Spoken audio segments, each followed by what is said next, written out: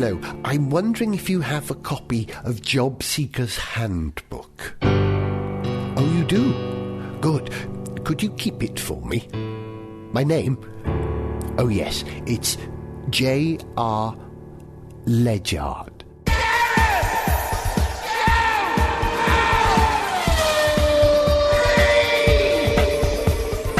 Hello and welcome to the Shenanigans and Utter Shambles. That is Gareth Jones on Speed, Season 7. Nice to have you with us. I'm Gareth, he's Richard. Hello. He's Zog. Hello. And we apologise for the small gap that there's been recently. We had a technical problem. There are 2 video episodes. I refer to them as the lost episodes, Richard. As though, you know, when we get these, it will show aspects of the series that have never been enjoyed previously. I thought you were calling it that because you lost them. There is that as well. In an actual horrendous drive crash, which we probably shouldn't remind you of, otherwise you'll... Speed kills. It's traumatic. Excessive speed causes drive crashes. That's all I'm saying. So, gentlemen, how nice to see us all. Should we talk about Formula One for a moment, even though there's been no racing? Lotus, mate. Yeah, it is the headline. If we really think about this, I was trying to weigh this up. What is the stuff that genuinely occupies our minds in Formula One more than any other aspect of the build-up to the new season? And I have to say, it's the Lotus versus Lotus nonsense. The thing that occupies my mind most in the lead-up to the F1 season is what bet I'm going to make with Stevie about the season, because we always end up coming up with some kind of point of contention, something that we don't quite agree on. Is Hamilton going to beat Alonso this year, or whatever it might be? We have a bet on it, and I'm giving that some thought at the moment. So that's interesting. I wonder where the money's going to be. Is it on who gets to keep the Lotus name? I hope it doesn't get settled very soon, because I'm enormously enjoying the shambles that is everyone's Lotus. Yeah. It really is. Yeah, You did a little video clip of it. I am Spartacus all over again. Yeah. It's just nonsense, but brilliant nonsense. It's a shame. I mean, it is a shame that there's this sort of unseemly scrapping and quarrelling over the Lotus name. But the weird thing is, I believe that they both have about the same claim on being called Lotus at the moment. I'm finding it very difficult. I have no instinct. I have an allegiance to Lotus cars because I love their road cars, and I've driven their road cars. Well, it's a fantastic British sports car brand, with real racing heritage. And although the current management of Lotus road cars doesn't seem to love their road cars and is trying to replace them all. Bonkers. He wants 7 bonkers. How many racing cars did they also release? Six racing cars? 6 at the Autosport show recently. So. We've said this before. Danny Baha, who's in charge of Lotus, who's launching things faster than the Apollo space program of the 1980s, and with probably Space program of the 1980s. Sorry, 1980, the Apollo space program. That we have to the Apollo space program of the 1960s. Thank you. Sorry, my brain. You'd never forgive yourself if you let that go on. No, thank you, Zog. Yeah, that'll save me an edit. There you go. Yeah, it's kind of bonkers. Lotus cars have gone bonkers, but do they have a claim to being in Formula One as Lotus cars? Yes. Can that be through the Lotus Renault team by acquiring ownership of a very complicated deal? Maybe, but at the same time I have enormous respect for what the lads from Hingham did, where Lotus, or perhaps Lotus Racing as they should be called, where they're based. I think they've done a fantastic job, and what did they do wrong that means that they can't be Lotus anymore?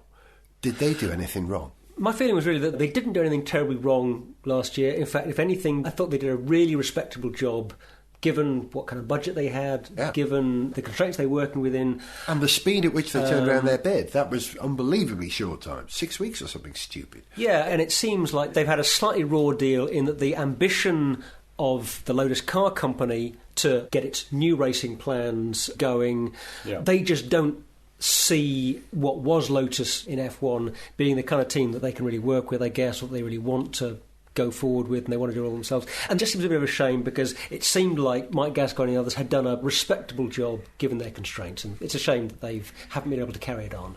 What do you think, Richard? Who's the real Lotus? Oh, I don't know. Really? I'm not sure there is a real Lotus anymore. I've lost faith in the whole Lotus thing. Yeah, it's done damage, hasn't it? Yeah, I don't know. Where does the heart and soul of Lotus lie? What is that anyway? I don't know. So many questions, and yet, ultimately, I suppose the road car bit I'm distracted by, and then the racing bit, I've never really regarded them as properly Lotus anyway. We always said because Lotus. It all emanated from one place originally. It was all from the one team / car company headed by Colin Chapman. Well, this is the thing. Arguably, since Colin Chapman died and since that era, Lotus just hasn't been the same operation. It hasn't been the same single source as Ferrari was of, the same people building the road, the same people building the road cars and the racing cars. And I suppose the thing is that it was. What are you doing? I just thought of something.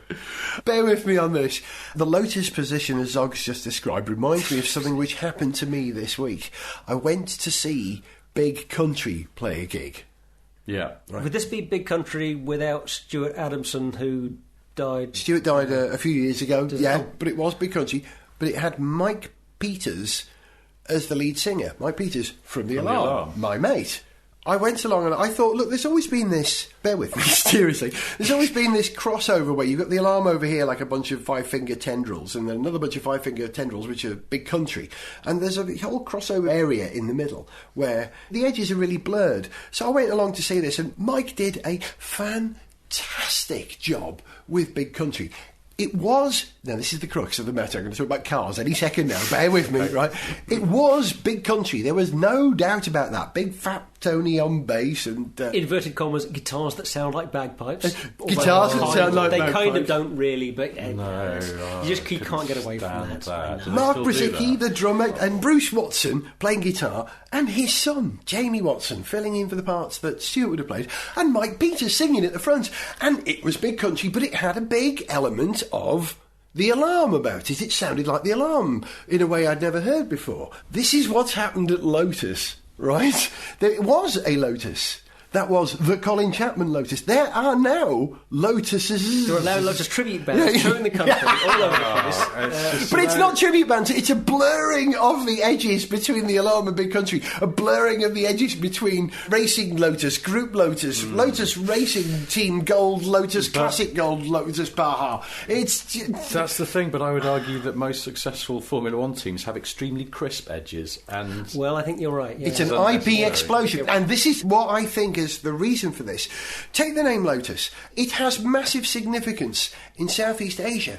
The Lotus blossom is in culture in a way that it perhaps isn't here in the UK. And it's no coincidence that the custodian of Lotus are a Southeast Asian company in terms of Proton. And the custodian of Lotus Racing is a Southeast Asian company in terms of Tony Fernandez and AirAsia and his holding group. Now, in Southeast Asia, ownership of IP is not as nailed down as it is here in the UK. And this is why I think we've ended up in this situation. Lotus Group were managing their IP as well as perhaps they could have done and have allowed this bubble, this blister to occur. Because copyright don't mean diddly in Southeast Asia. Well, hang on, that influences the culture, I think. I don't think that's true, because surely what happened was that Lotus absolutely were dealing with the protection of their brand, of their IP, as you would expect them to. They licensed the use of the name to a Formula One team in 2010, and they've basically changed their minds about what they want to do with the brand in F1 in the future. We're talking about, brand Lotus and how we've got this affection for it, some respect for it, and I think that's a very widespread thing. But actually that doesn't carry you all that far, because in the end what you really care about is performance on the track, and you care about, actually, if you're into the sport, you pretty soon overlook the fact that something has a particular name attached to it, and you have to get down to the nitty-gritty of how well is this car performing? You're getting excited by something like Adrian Newey, the geek who is obsessively designing the most fantastic racing car. So, do you know what I think? I'm saying they have to perform. You've suggested something that we'd perhaps forgotten about, that we love the soap opera, we love the industry, and we love the theatre that is Formula One. We'd actually forgotten it's a competitive sport. The best competitor will be the one that survives. It's a model for business in its competition. There endeth the first lesson.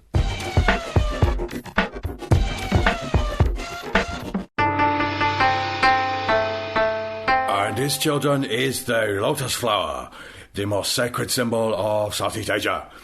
And this here is also called the lotus flower. But that's not the same as the first one at all. They are completely unrelated. That's just stupid and confusing. Yes. Yes, it is. Sniff Petrol with Gareth Jones on speed! Yo, this is Detroit coming at you live on Gareth Jones on Speed. Is that what the Detroit Motor Show sounds like? I've never been there. Have you been to the Detroit Motor Show? I haven't, but I'm going to guess it doesn't sound like that. Okay, I right, would say, on reflection. Does it sound more like Big M2? I think it was supposed to have done last year. It was meant to be really depressing last year. Yes. Everything was going horribly wrong. And this year it was filled with a sense of optimism, and the big three were sort of doing things again and going, OK, well, we're still here. Who knew? And then they were doing their best to make sure they stay here. However, I suppose the big three were sort of slightly, in terms of the coverage over here at least, slightly dwarfed by, for me, I think it was the star of the show. Which is the Porsche 918 RSR, yes. It's fantastic. I think this is one of those rare Gareth Jones on Speed moments where all three of us, for pretty much the same sort of reasons, have to pay utmost respect to the birth of a very, very interesting new real car. A moment's silence for the beauty of the 918, please. That's probably enough. Yeah, I think so. No, because when that 918 Spider was shown at Geneva Motor Show last year, I sort of thought, yeah, okay, interesting. I don't know. It didn't wow me as much as seemingly everyone else. So they weren't doing enough with it. What disappointed me was the fact that I would have liked the kind of step that Porsche was going to take to have been more biased toward the electric side of the drivetrain than the internal combustion engine side, and still having a V8 in it seems to be a rather a bit old-fashioned, really, when they're taking that otherwise big step into the future. With the benefit of a bit more time, I thought maybe I was being a bit huffy and purist, a bit silly, because it's staggeringly beautiful.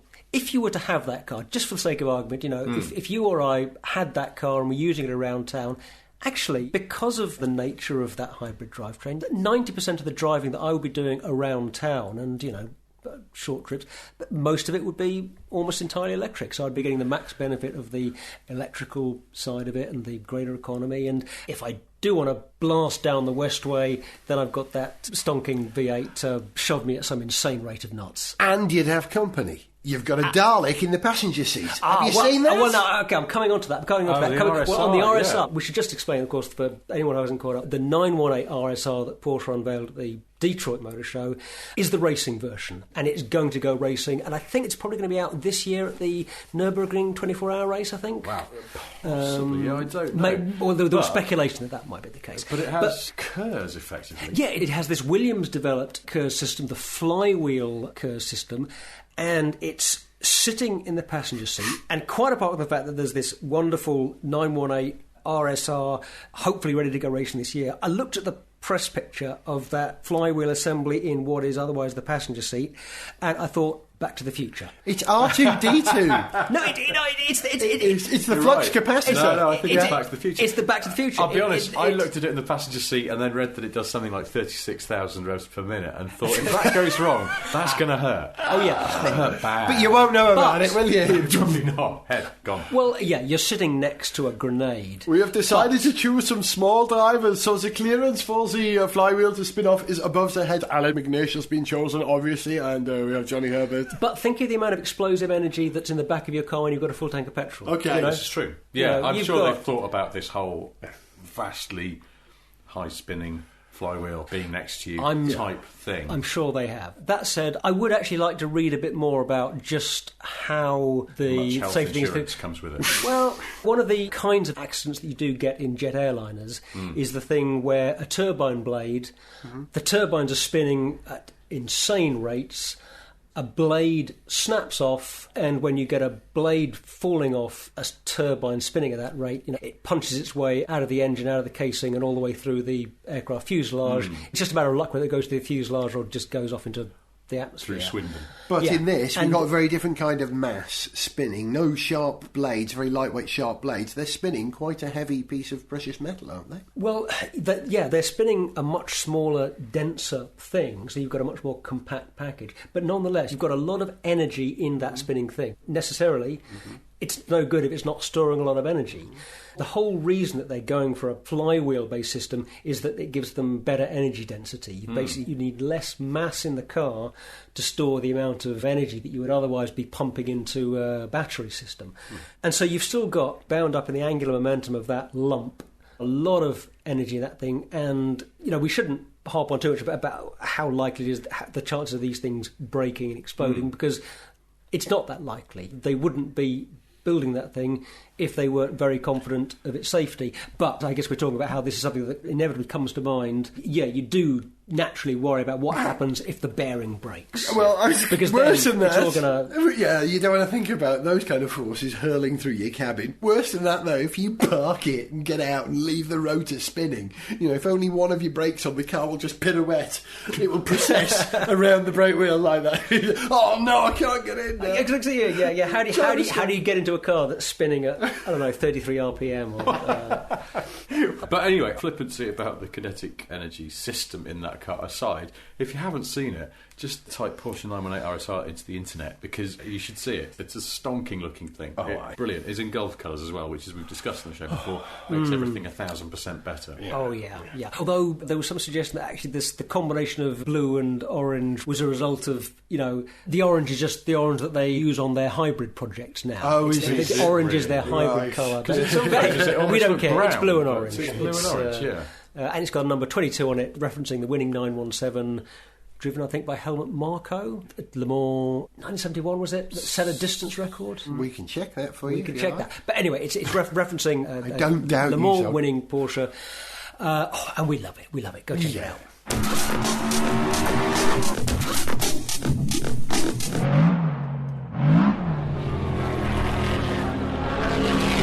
Welcome to Le Mans 2012. The flag drops and they're off. And straight away, the Porsche 918 RSR spears off up the start-finish straight. He must be doing 87, maybe even 88 miles per hour. And I can tell you that the 1955 24-hour of Le Mans promises to be quite a race. The number 6 Jaguar D-Type and the number 23 Aston Martin trailing a really quite extraordinary looking Porsche machine that I have never seen before. And I have a sudden urge to make sure that my parents meet. Great Scott!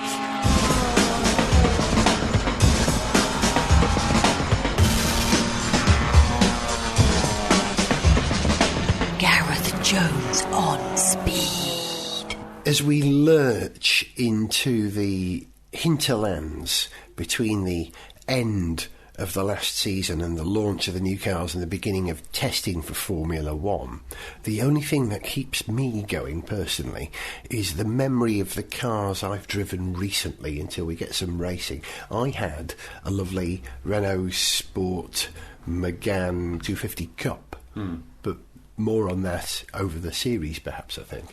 But you had... And I can't wait to say this because it does make me very happy knowing you had this. Listen to what you had. The Aston Martin Rapide. That's the only name it has, isn't it? That's what it's called, yeah. For how long and where did you go? Well, I had it for a couple of weeks. It's a long story, but essentially... Because I write a column for Evo magazine, and I said something quite rude about Aston Martins in there and how... It's not like you. Yeah, I know. What was I thinking? I just said that all their current cars are a bit disappointing. You've said that on this show, to be fair. Yeah, I have. And I would stand by that in as much as I don't think the DB9 when it came out was good enough. I don't think the V8 Vantage when it came out was good enough. I did actually, after I'd written that thing in Evo, I drove a V12 Vantage very briefly on a track when I was in the US doing the Top Gear over there and thought it was stonking and thought...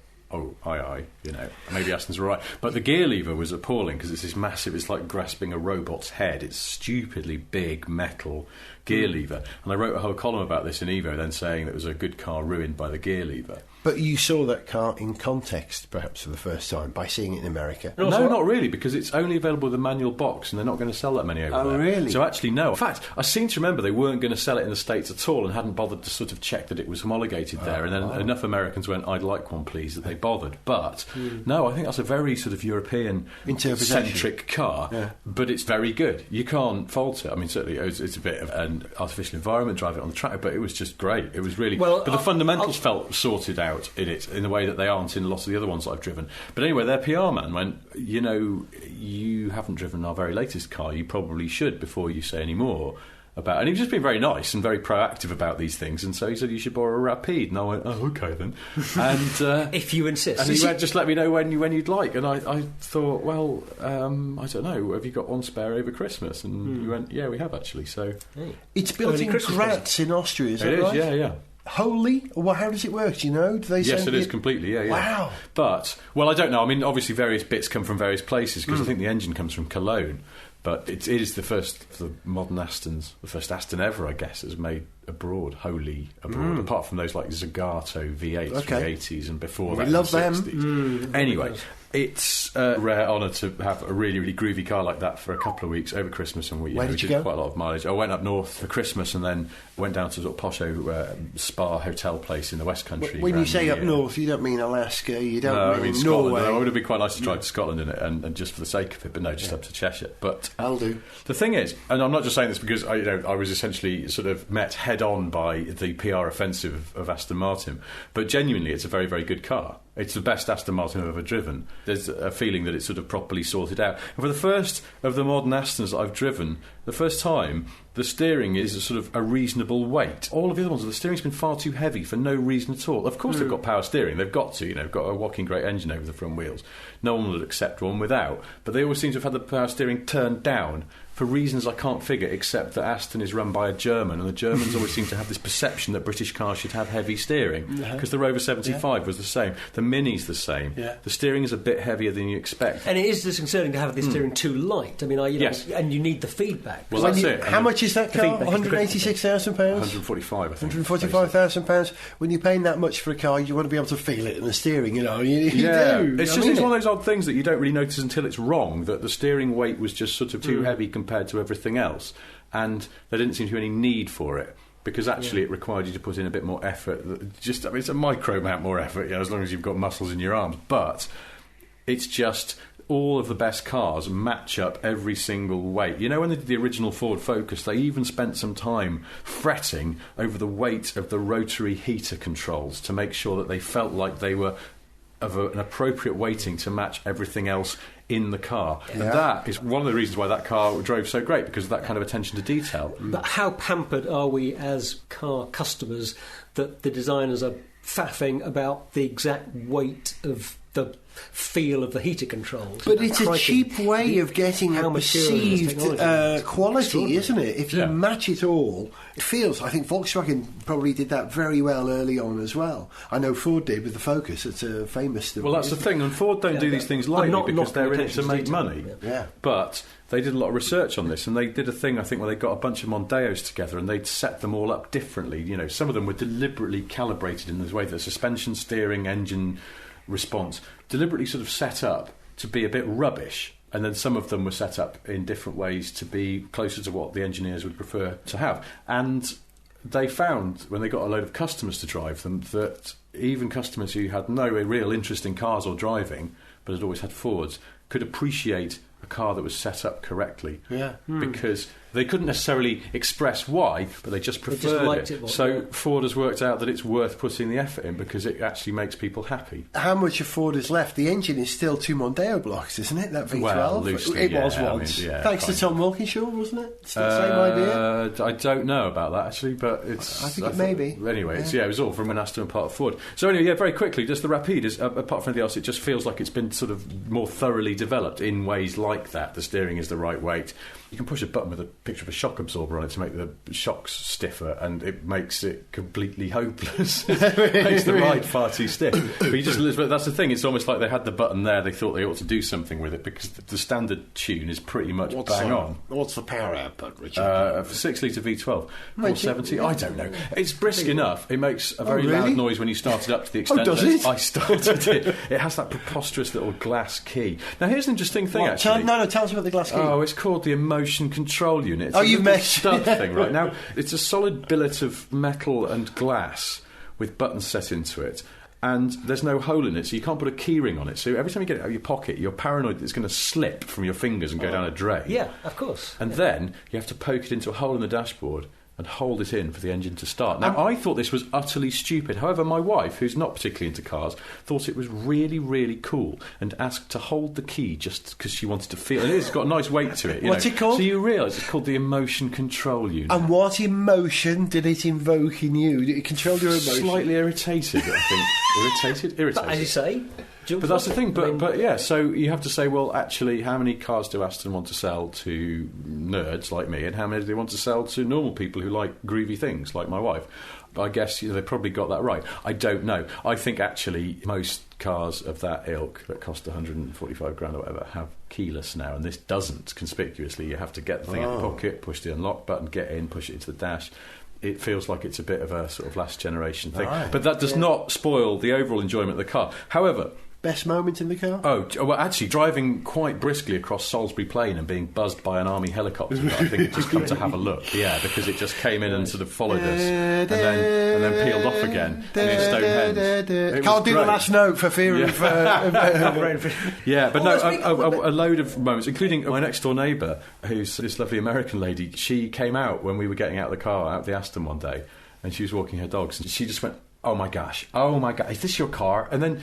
for like 10 minutes of her just telling us how she'd taken photos of it and put them on Facebook, how they'd had friends around for New Year, and they'd all worked out backstories for why someone who lives on this street, which, let's be honest, is not an Aston Martin calibre street, had an Aston Martin, and I think they'd settled on wealthy elderly relative come to stay for the festive season. But that's the thing. And her parting shot, she kissed her hand and then touched it on the car. Oh, yeah, that's emotion It's amazing. Control. So here's the thing, it really is. But the only thing is, the one thing I wanted to touch on is the fact that it is a terrific car. Now, I think the problem is it's not hugely spacious for a saloon, but it's slightly probably less sporty than a DB9. So who's going to buy it? Because if you've got that kind of money, I've always seen research from Bentley and Aston and people like that saying that their customers typically have sort of 3 other cars. They'll have a Range Rover, an S-Class and something else. So who are they selling it to? I don't know. As it stands, I'm not sure they are selling that many. It's hard to know. But what they've done is they've decided to do a viral ad campaign. Oh, this is... I was reminded of that by your Bond moment there. I was just going to say, the car may be great, but the viral campaign... If you haven't seen this, go and search on YouTube. Search for True Power... What's it called? True Power Should Be Enjoyed in Company? Power Should Be Shared. True Power Should Be Shared, that's it. And it's apparently a 3-part sort of spy drama starring the Rapide. Shot by a 9-year-old. The phrase shockingly does not cover it. It is... unbelievable. Pedestrian. It's badly made, it's badly acted, it's badly written, it's just so clunky. It is like children had tried to make a Bond film or a Bourne film or something. Clumsier than Lucas de Grassi. It's like a student film. There's just no flair in the writing, the direction of it. It's staggering. You've got to recycle a kind of spy idea, which it sort of is. The 3 blokes who at the beginning and they get told to introduce themselves and then told to say what their specialities are. And one of them says driver, and one of them, I think he says fighting or something. No, that's the one who goes weapons specialist and keen harpist. Oh, that's and you just go, really? And there's no hint of irony. There's no irony in it whatsoever. And so what saddens me is having had 2 weeks in what turns out to be a superb car, I can't help thinking they've now made a really bad film that's undermining it. Well, I tell you what saddens me is that given that you had that car for a couple of weeks, in 3 days we could have made a better campaign than that for a lot less money. Yeah. Just like that. Driven across Salisbury Plain with an army helicopter following it. It would have been more exciting than this absolute that Aston Martin have made. In the interests of balance, can I talk very briefly before we finish things here about a really good car advert? Have you seen on TV the Ford Grand C-Max advert where a guy walks into a virtual room and there's a chair and he folds it out and it's now a rear bench seat, and then there's a second row, and then there's one moment he literally pulls a car out of nothing and it sort of appears before him. The best moment is where he puts his hand into the invisible wheel well there and seemingly unwinds a 37-spoke wheel or something. Deliciously satisfying. Now that helps that car, right? Let's hope that people considering buying a Rapide don't ever need to go there and look at that. Who's that for, is my question. The chap in that Ford Focus C-Max advert is in fact a keen harpist. You've been listening to Richard Porter. Goodbye. Zog. Goodbye. And me, Gareth Jones, on Speed. to send us an email, see pictures, get song lyrics, join our Facebook fan site or follow us on Twitter, go to GarethJones.tv. Gareth Jones on Speed is made in London by Whiz Bang. Gareth Jones on Speed!